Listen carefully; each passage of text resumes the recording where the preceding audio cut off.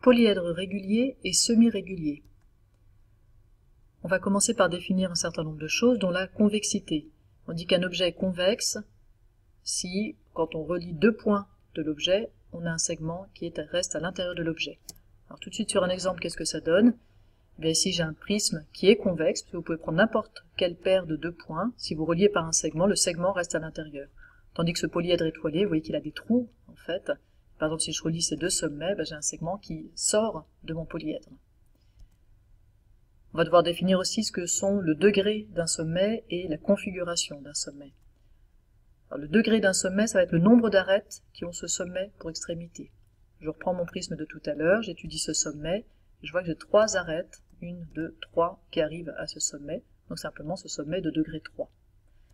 Si je prends avec cet octaèdre ici, et que j'étudie ce sommet, j'ai 4 arêtes, et donc j'ai un sommet de degré 4. Remarquez au passage que le nombre d'arêtes, ça va être aussi le nombre de faces qui touchent ce sommet. Et justement, la configuration d'un sommet, ça va caractériser le type de face qui touche ce sommet. Donc ici j'en ai 3, et j'ai un carré et un hexagone. Et je vais noter du coup que c'est un sommet de type 4, 4, 6, ou bien 6, 4, 4, ou bien 4, 6, 4, peu importe, par lequel vous commencez, juste respectez ensuite un ordre.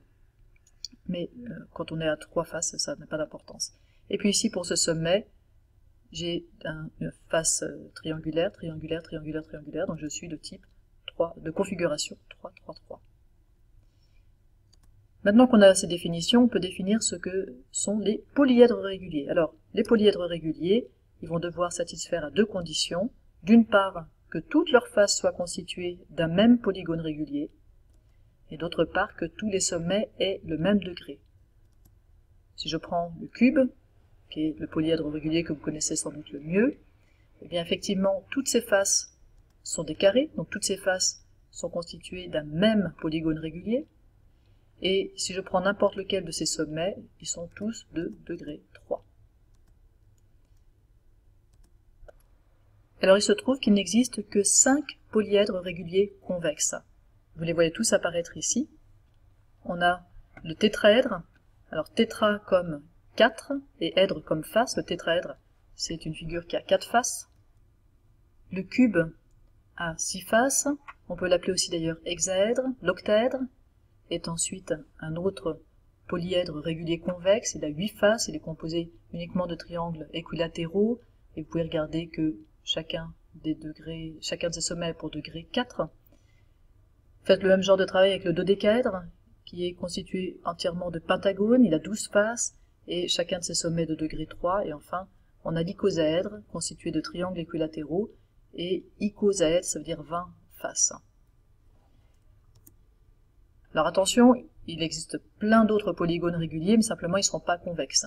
Par exemple, le petit dodécaèdre étoilé, ici, ou le grand dodécaèdre, sont des polyèdres réguliers, mais qui ne sont pas convexes. Passons maintenant aux polyèdres semi-réguliers. On va dire qu'un polyèdre est semi-régulier si, d'une part, toutes ses faces sont constituées de polygones réguliers, mais éventuellement différents, par exemple des carrés, des triangles équilatéraux, et puis tous ces sommets ont le même degré et la même configuration.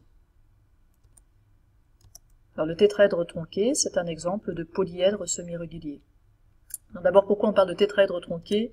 Vous voyez peut-être qu'il est construit à partir d'un tétraèdre dont on a enlevé les pointes. Donc on obtient ici cette figure qui est un tétraèdre tronqué. Maintenant, pour réfléchir, je propose d'enlever l'animation et puis de faire un petit arrêt sur image. Alors regardons ces faces. Bien, pour les faces, on a uniquement des hexagones et des triangles équilatéraux. Donc on est bien dans les conditions, la première condition est bien respectée. Maintenant, est-ce que tous les sommets ont bien même degré, même configuration? Bien, prenons-en un déjà pour voir. Quel est son degré? 3. D'accord, il y a 3 arêtes qui touchent, ou 3 faces qui reviennent au même. Et quelle est sa configuration? Eh bien, 6, 3, 6, ou 6, 6, 3, ou 3, 6, 6. En tout cas, on est de degré 3 de configuration, on va mettre 3, 6, 6. Et si je prends d'autres sommets, eh bien, je vais avoir la même chose. Regardez ici, par exemple, j'ai 6, 6, 3. Ici aussi, je suis à l'intersection de 2 hexagones et un triangle équilatéral, etc. Donc, on a bien les conditions qu'il faut pour être un polyèdre semi-régulier. Alors, je remets l'animation. Et puis je vous donne un autre polyèdre semi-régulier qui est assez connu, qui est un icosèdre tronqué. Alors il est fabriqué à partir d'un icosèdre, je vous rappelle, c'est-à-dire une figure à 20 faces. Icosèdre qui est un solide de Platon, qui est un solide régulier, et donc on a tronqué cet icosèdre pour obtenir ça. Et ce qui est intéressant, c'est que cet icosèdre tronqué, il a 36 faces. Et bien sûr, plus on a de faces et plus on reste régulier, plus on se rapproche d'une forme sphérique. Et c'est en général ces formes-là qu'on utilise pour fabriquer des ballons de football. Je termine avec une curiosité que je tire du livre de Michael Lenné qui s'appelle Le grand roman des maths, où Michael Lenné raconte qu'il va à la géode et qu'il étudie cette forme sphérique, mais qui est un polyèdre, hein, puisque c'est constitué, vous voyez, alors là on voit que la charpente de la géode, hein, après tous les triangles ont été recouverts de petits miroirs, et donc voici sa charpente, et donc là on a un polyèdre qui est constitué entièrement de triangles équilatéraux. Or on sait que ça peut pas être régulier, puisque des polyèdres réguliers, on les convexes, on les connaît tous, et au maximum ils ont 20 faces. Donc ça, celui-là ne peut pas être régulier. C'est-à-dire que soit quelque part il y a quelque chose d'autre qu'un triangle équilatéral qui se cache, soit tous les sommets ne sont pas de même degré. Et effectivement, si on regarde bien, la plupart des sommets sont de degré 6, mais on voit une petite irrégularité, une petite chose bizarre, ici. Alors on en voit d'autres hein, d'ailleurs, mais ici on voit quelque chose de bizarre, et effectivement, ce sommet de degré 1, 2, 3, 4, 5. Et vous trouverez forcément des irrégularités. Vous ne pouvez pas construire une figure comme ça avec uniquement des sommets de degré 6.